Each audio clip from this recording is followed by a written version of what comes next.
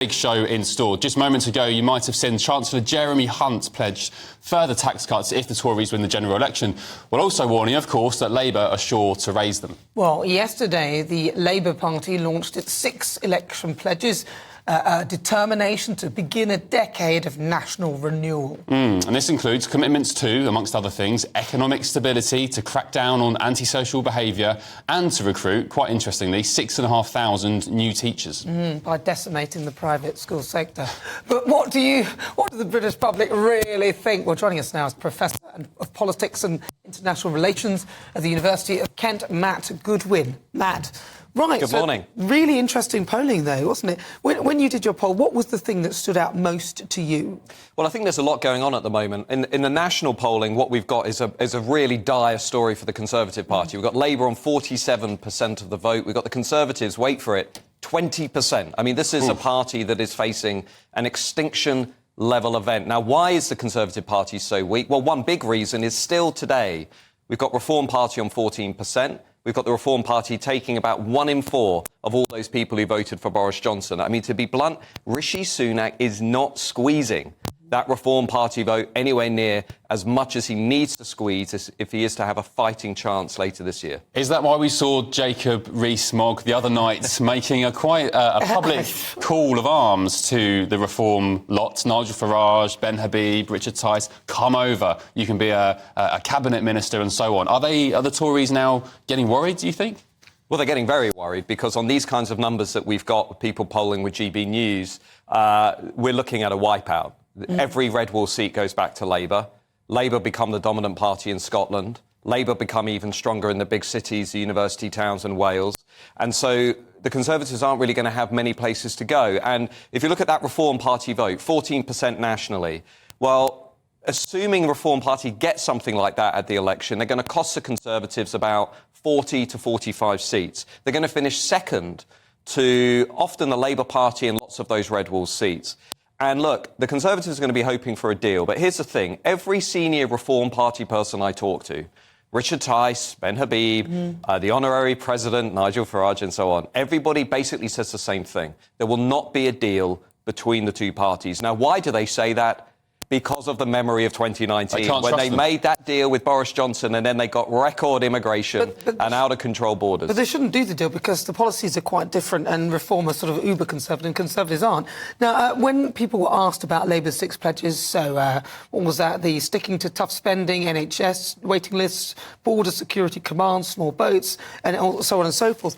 People weren't really that impressed by them. No, absolutely. So what we've got, I think, are 2 conversations going on in the country. We've got sort of SW1 Westminster conversation, which is Labour's got itself together, we can trust Labour, they're competent, they're unified, they're slick. And then we've got what's going on out there in the country. And I think when lots of people are looking at Labour, yes, they're ahead in the national polls.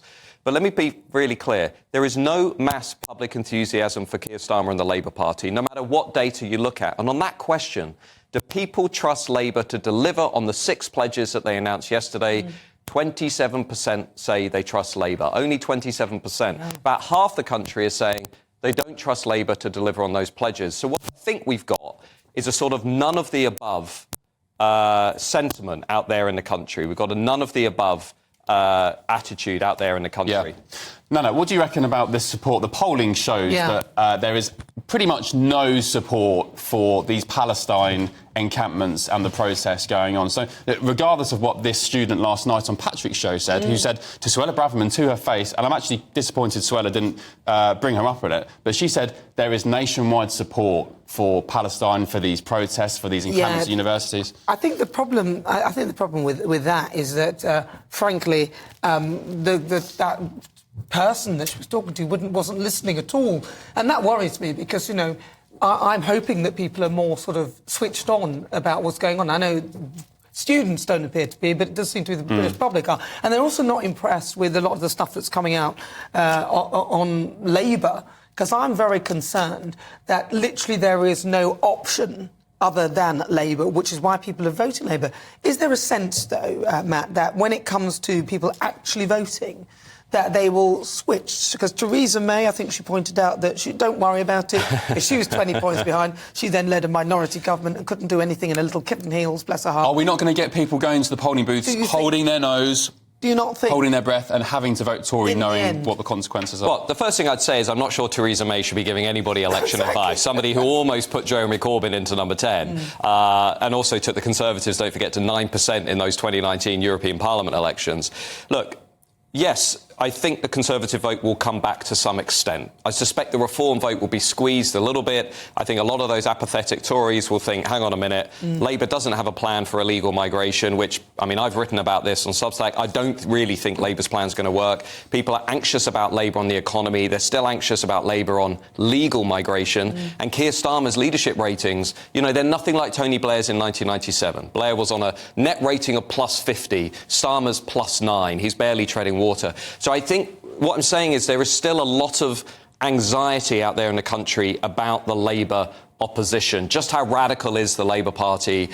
Just how much is it going to change our constitutional arrangements? You know, votes for 16, changing the House of Lords. You know, lots of things that I think people are instinctively a little bit nervous about. What's Labour's strategy for growth? We don't really have the answers yet to these questions. So I think the race will narrow. Now, if you take the local elections that we had only a couple of weeks ago, and you look at the national equivalent vote share from those, they suggest Labour's probably about 9 or 10 points ahead nationally, not the 20, 30 points that we're seeing. Now, that puts us in hung parliament territory, right? So if Labour fail to win an overall majority, then what happens? Then we're into a messy hung parliament. Because they may need to go into coalitions, you know, just say Reform or someone like that do really well.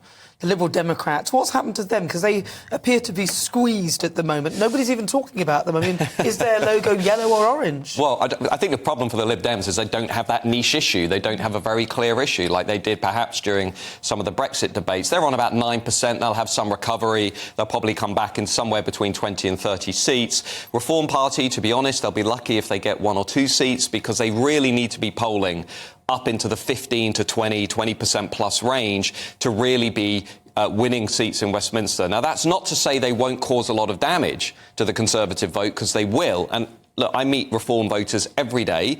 They're out there, they're talking to me on the tube and the trains and everything.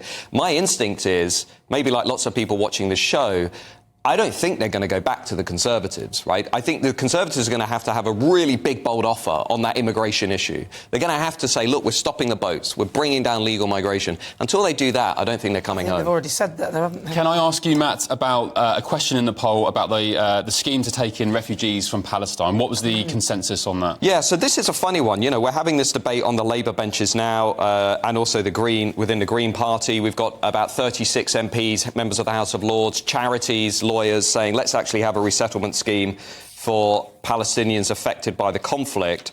Only 29% nationally say they would support that scheme. A much larger number, 42%, oppose that scheme. And I wrote about this morning, and I basically have set out the case for why. This is my personal view. I don't think Britain should be accepting refugees from Gaza, for the reason being that after taking so many Hong Kongers, people from Afghanistan, Ukrainians, there are also very real and present security challenges with refugees from Gaza, and let's just be frank about this.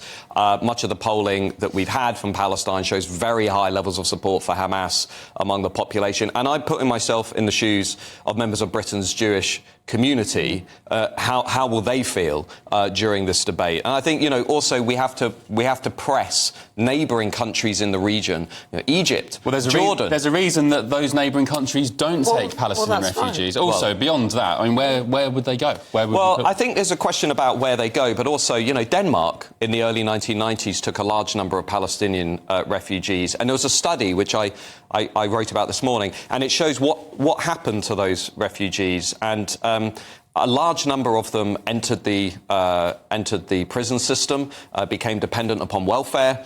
It wasn't a success story, and I think, you know, we have to stop believing that we can save every person in every crisis around the world. We have to, I think, probably now have to start prioritising British people, British families, and say, actually, we've done more than our fair share in these crises. And looking at the polling, that's where most people are. Yeah, and I'd also argue that when we are hospitable, we welcome people in who are in need. Most of the time, well, a lot of the time, it gets thrown back in our faces.